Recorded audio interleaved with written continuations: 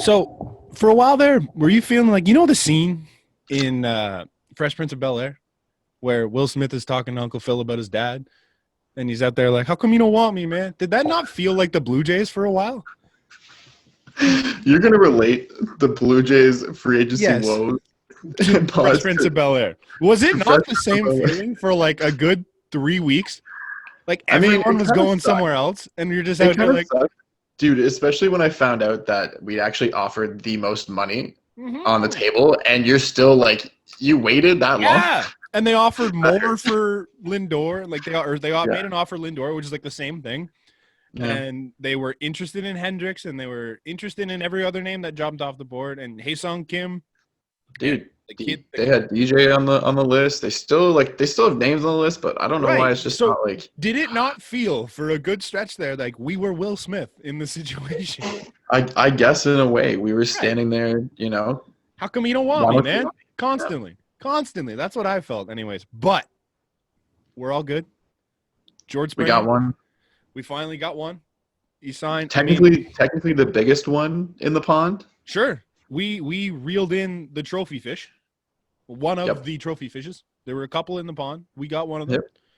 Yep. They signed him to a 6-year, hundred 150 fifty million. million dollar deal. Yep. I like Yep. it. Obviously 6 years at 31 years old for George Springer is going to be interesting near the end.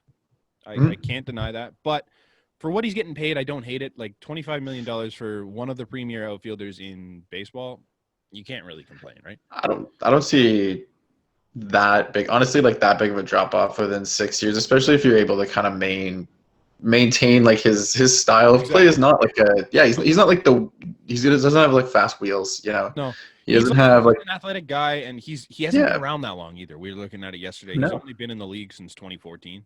He's only right. 7 seasons, and one of them was last year, so it's not even a full season. So like he Yeah, doesn't and have the wear and tear. and he's 31, I think, for the majority of the season. Like his Yep. birthday is September time from what I've gathered. So, it's I think it's a really great addition to this team. I think it finally breaks that kind of free agent spell of Yeah. the Blue Jays can't sign the big name. We never got the big guy.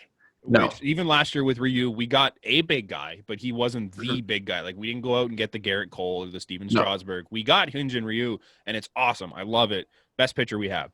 But he wasn't that like top guy that you're like, we got him. But now, yeah, it wasn't like a bidding war. I feel no, it wasn't really the way that it was now. Yeah, didn't feel like there were that many teams after Ryu as much. No, and it's weird to say like I was a lot more confident once I saw Ryu out there and I heard the first initial like whisperings. I was like, you know what? I was like, yeah, that's gonna be perfect. That's exactly who they're. That's a perfect fit. Yeah, it just seemed like our type of guy. Yeah, makes a lot of sense. Now, there's obviously the elephant in the room with George Springer. He was a Houston Astro. Yeah, and like definitely admitted to contributing. But he did it. I think probably the most sincere way out of all of them. Sure, I am flip-flopping on how I feel about the George Springer signing. I love George Springer, the player. I think George Springer, the center fielder, is an incredible addition to any team. Mm-hmm. But it's just we've talked for so long about the Astros and how garbage that franchise was for what they did and the players on it and all that. And I know from what I've heard, George Springer is an incredible human being. He does a lot for the community. He had a stutter when he was younger, and he does a lot of talking for other kids with stutters. That's awesome. Great guy. But to me, the fact that none of them faced any repercussion for what they did, it still kind of just like irks me a little bit. Like he never had to deal with anything. And I feel like that's more of a miss on Rob Manfred though. Like, yeah, absolutely. But like, it still just bothers me that that's a thing. And I'm like, I'm not going to care. Right. And I feel like coming with that baggage everywhere that you go, especially signing to your first team after the Houston Astros, like you're going to want to prove to everybody, like, look, I didn't need any of that. And I am like, sincerely sorry about doing that. So now we're probably going to get the best George Springer this year, probably even next year. Like he has a chance to be that old George Springer before the trash can days of just being the best leadoff hitter. Yep.